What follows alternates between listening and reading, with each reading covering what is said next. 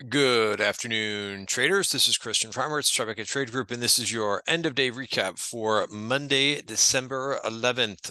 Risk disclaimer in front of you. Everything that we're going through here is for information purposes only, not giving out any advice or recommendation. So, the start to really a big event-driven week that we've have going on. We did get a couple of the events out of the way. We had a couple of the bond auctions. We had the 3-year, we had the 10-year bond auction, which seemed to go okay as far as didn't really kick up any volatility. But I would remind you that tomorrow we have the third of the bond auctions, and sometimes that third bond auction of the week can really kind of ignite things a little bit. So, and again, you just don't know. You don't know what the demand is going to be. I'm not a bond expert. I'm not taking, I don't work for a bond desk, so I don't know what the demand is going to be. But that's tomorrow, and that'll be at 1 o'clock. And of course, that is, just kind of covering, all the events. Obviously the CPI report will be tomorrow at 8:30. They're looking for 0.0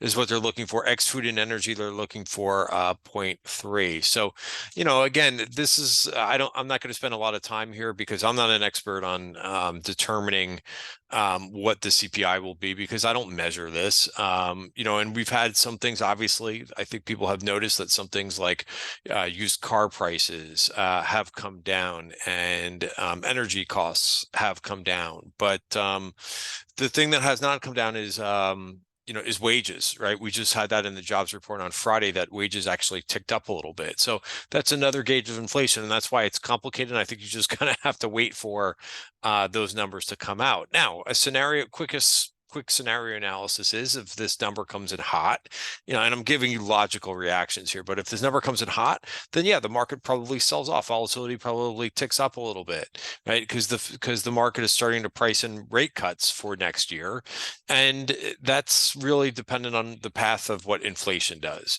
right? So when you kind of get a little bit of this understanding of inflation and interest rates and what the Fed does, you could kind of have a little bit of a logical base. And then if the number comes in flat, you probably won't see that much of a market move at this point, because I think a lot of it is kind of priced in.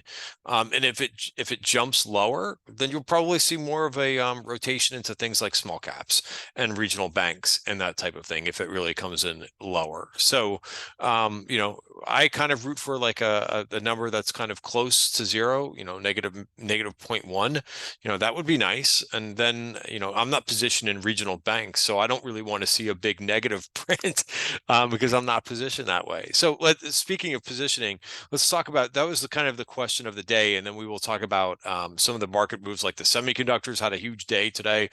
Really nice follow through, up 2.4% for the semi ETF.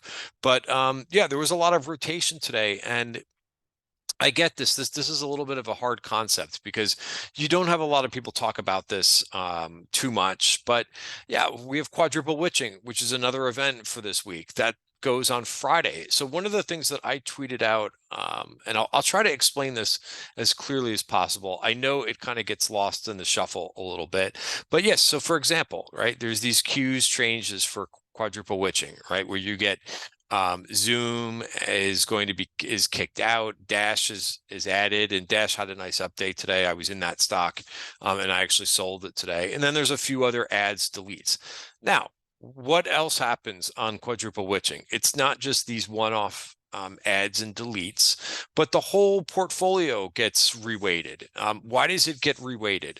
Well, so first of all, what is index rebalancing? Well, index rebalancing, if you know a little bit about how the Qs or the SPY works, you know that it's a modified market cap weighted index. So when do they strike it as to make that into the modified weighted benchmark index, right? They do this 4 times a year. They do this December, March, June, and they do this in September. Why do they need to do that every 4 months? Well, because there is something that's going to change over time that is going to affect the rates, right? Because if they want to keep everything market cap weighted, right, which is based on, you know, the how big the company is, the market cap weighted, the variable that fluctuates is price.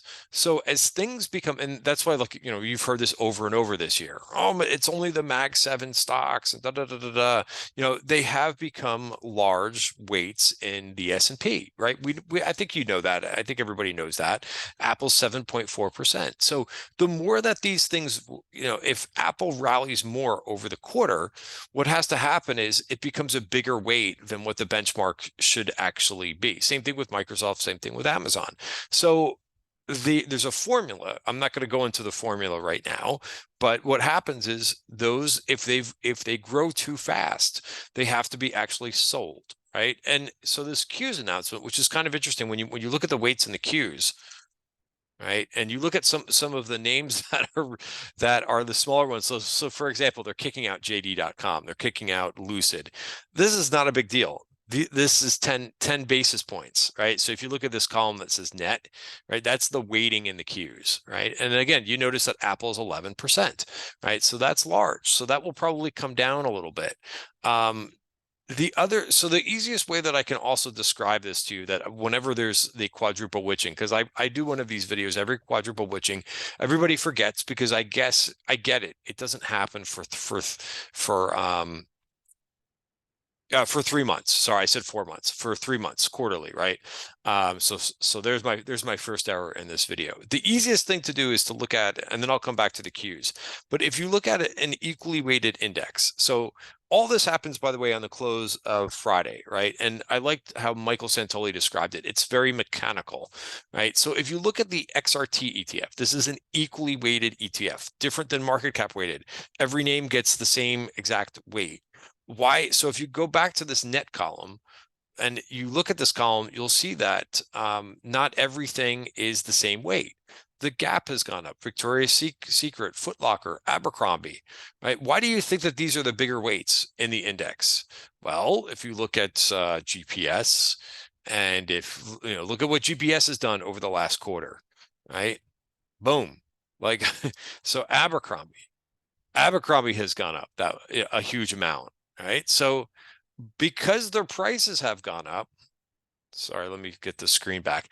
Because the prices have gone up so much, they're a higher weight. Same thing with Macy's, right? Macy's announced that they're getting taken out. I don't know if the weights update today. It may take a day to update these, but probably Macy's would jump up higher just because the price is higher, right? And it becomes a larger weight. Now, if you look at the names that are on the bottom of the list, right? Look at Shoe Carnival, for example. And we could look at some of the other ones, but what's Shoe Carnival is one that I recognize. SCVL, right? Look at what it hasn't done the same thing. Well, it's gone up actually from it looks, or maybe it has, but it hasn't gone up with the rest of the index. So therefore, what they'll do now, they may add and delete some names in here too, but most likely they're going to have to reweight these things down. So that, you know, so probably the average weight in here should be 1%. And this, you'll see this on Monday when all the rebalancing is done. Keep in mind, all the rebalancing is done on Friday on the close, right? Sometimes you hear Monday, that's when you can actually see it. It'll be done. It'll be over with and through on Monday, but you'll be able to kind of look at your weightings if you go to the company's website, and you'll be able to see what the new index looks like. But that's the easiest way that I could describe it, is the variable that changes between now and the last rebalancing date, which happened in September, is price. And that's why you have these and by the way, it's an easy way to tell, like, what's the names that have gone up the most in a particular group. Look at the top weightings of an equally weighted ETF, and you'll see these names are your best performers, right? And that's why they're the biggest weights. So will this upset, you know, being that Gap has to be sold and Victoria's Secret has to be sold? Well, the next thing to look at is what's the assets that's tracking the XRT ETF.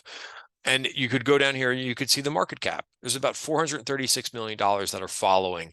Now, you also have to take the short interest because a lot of times people use XRT, believe it or not, for shorting, right? So if you take the difference, and I guess the short interest is 19 million shares, right? So if you take the difference between that and the shares outstanding. So there's actually more short assets following this ETF than there are long, because there's only 6.4 million shares.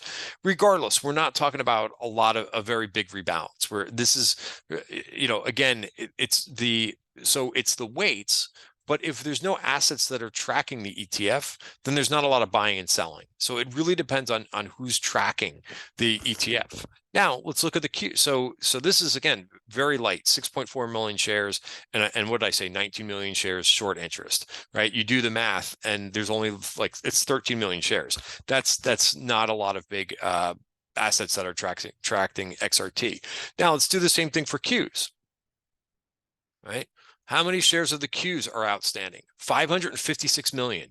Right? So it's a little bit of a bigger thing.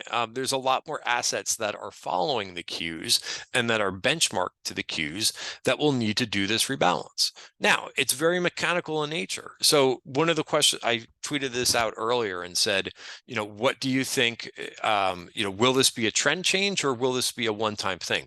For now, it's kind of a one-time thing. It's not to say that there's not going to be other rebalances out there, but once they do this rebalance, right? And by the way, they're positioning for it now. They don't wait to the close of business on Friday, right? So the S&P and the NASDAQ, they release all of that information on the close of last Friday, right?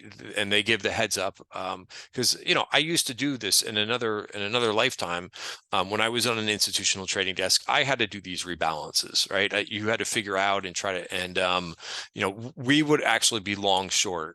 For funding reasons, the Qs versus the basket of the Qs, right? All in all, it's the same thing, but sometimes you get a cheaper rate on the holding the basket versus the ETF. That's a whole nother trade that's involved, and that's institutional trading and trying to arb interest rates. But that's a whole nother situation. But just to give you an example of what goes on institutional trading desks. But yes, so they're not going to wait till the close of business on Friday. Once they have that data in hand, institutional trading desk, what's called the portfolio desk, will start to kind of leg into knowing, computing how many assets are tracking this minus the short interest, and then figuring out how many shares actually have to be traded for the index rebalance. All right. So I hope that helps, right? All in all, like, and all of this, if you're a little bit confused by this, just understand that this is a one-time, they're positioning. That's why I go over the events of the week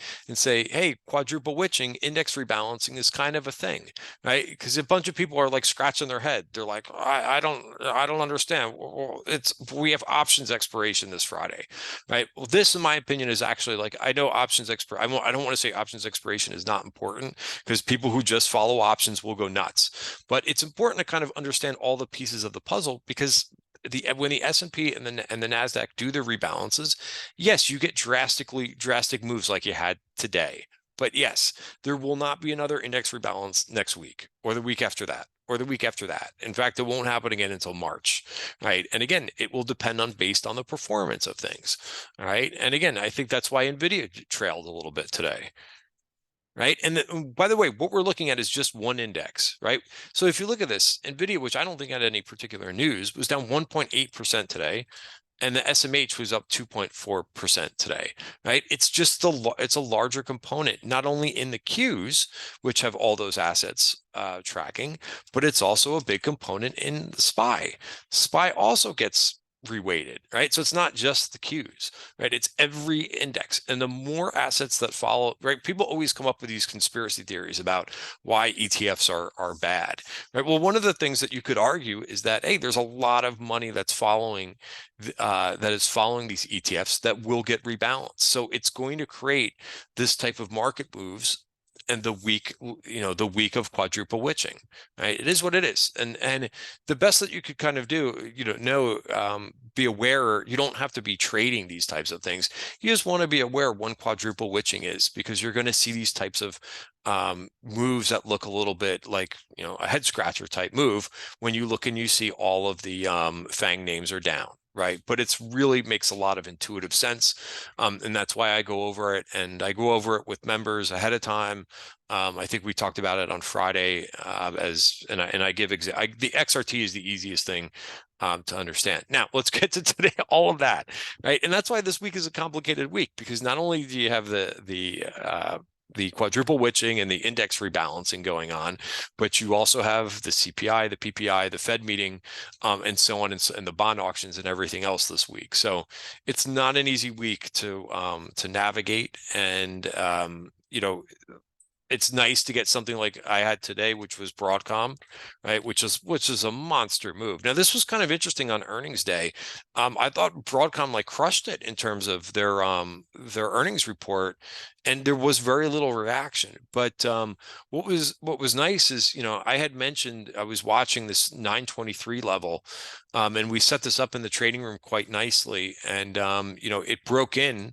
Right, here's what the price, it kind of hesitated there at the bottom of value for the week too, but I did put on a position on Friday, and I talked about it in the Friday video. And again, I just added a starter. I didn't put on anything that large, but I put that on about 20 minutes before the close on Friday, and I took several targets in it because I didn't expect it to be up that much. I thought it would hesitate at the top of value, right, which is right around 988. I didn't think it was going to blast through another 50 points, but really strong, nice volume, and it wasn't just Broadcom, right? And again, maybe some of these other moves were part of the index rebalance, selling a little bit of Nvidia because CLAC was up nicely as well.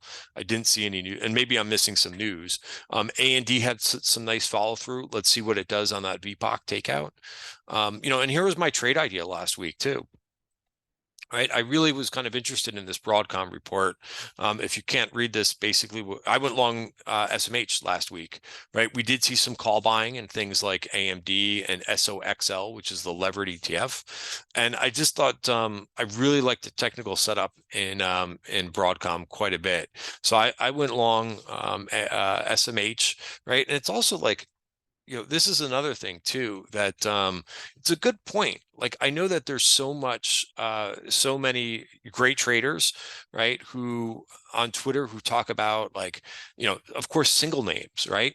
But you don't always have to pick the single name to get alpha, right? As long as you're getting the sector right. Look at what SMH was up today. It was up 2.4%, right? And if you picked instead Nvidia, right, you were kind of disappointed today with it down 1.8%. But believe it or not, you got it all with the, and this is why I went long the ETF last week too, was I didn't want to pick and choose the individual names. I didn't know if it was going to be Nvidia or AMD. I like that we saw call buying in both last week, but I just thought that sometimes you don't have to pick the individual names if you think a strong move is coming. Now, Oracle reported after the close today, so it might bring down the semi group, but this also looks pretty good. The software group was up 1% today. That also outperformed, right, and trying to kind of resolve higher. Now, I picked CRM today, right? CRM did okay. It was up 0.5%, but I would have been better off going into the going right into the ETF, right? You're going to get a good move if the whole group is in favor. And we'll see how it goes with Oracle. But so in any event, I'll keep being that we've got a lot of events this week. That was that's what I did well today, in terms of my winning trades. I also had CrowdStrike, which I'm just kind of following the trend here, right? I heard that there was more cyber attacks or some cyber attacks with China or something. So this is continuing to trend higher like this. So that works fairly well. I want to reduce some trades, so I got out of my Microsoft trade today just because I have enough, risk on at this point. All right, guys, that is it for today's recap. I hope that helped. By all means, let me know if there's any questions about the index rebalancing. But yes, it is just a quarterly thing. You don't have to worry about this next week. All right, guys, thanks and have a great night.